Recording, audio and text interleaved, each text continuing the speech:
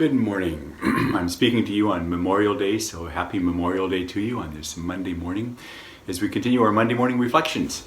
And I want to do a little follow-up on Father Hans's homily over the weekend when he talked about the very end of Matthew's Gospel with the account of the Ascension. And it said the disciples worshipped, but they doubted. And Father Hans said so well that that's one of those areas where we have to hold the tension of two things at the same time, to worship and to doubt. They actually go hand in hand. And to think that an authentic and a deep Christian faith doesn't have doubts is actually a fallacy. So it's all right to have doubts. The apostles themselves did. After all that they saw, they still had doubts, but they still worshiped. And that's the point I want to make really clearly, that as we deal with doubts in our lives, which come up for all kinds of reasons, sometimes really obvious reasons where things are going so poorly, we just can't imagine how God is involved in our lives.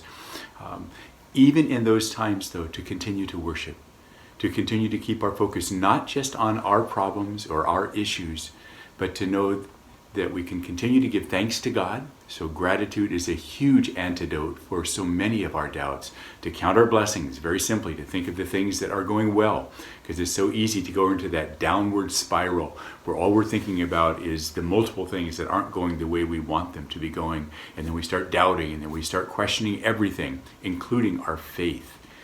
It's often been said that the enemy of faith is not doubt, it's certainty. The very nature of our faith is that we're trusting in God, although we can't see Him visibly. Oftentimes we don't feel His presence with us in the way we would like to, but to know absolutely that He's here, even in those times of doubt. So that's why thanksgiving and that's why praise are so important, because both get off of ourselves and put our focus back on God and the fact that He's here, He's alive and well. When you encounter doubts, when I encounter doubts, it's not the time to walk away from our spiritual actions, including saying our prayers and especially being a part of the community of faith. It's the very time when we need to even more connect in those things that have been shown to work for us. Showing up at Mass week after week after week, even with doubts, is exactly what's helped us grow beyond those doubts into deeper faith. So don't hold back. Don't think that you're not worthy to come and worship because you're doubting. Don't think you're doing something wrong.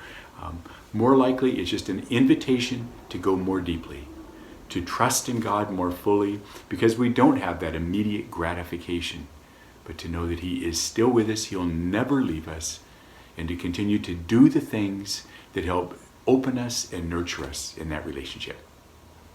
God bless you as you worship and as you doubt, because I do the very same thing. Thanks.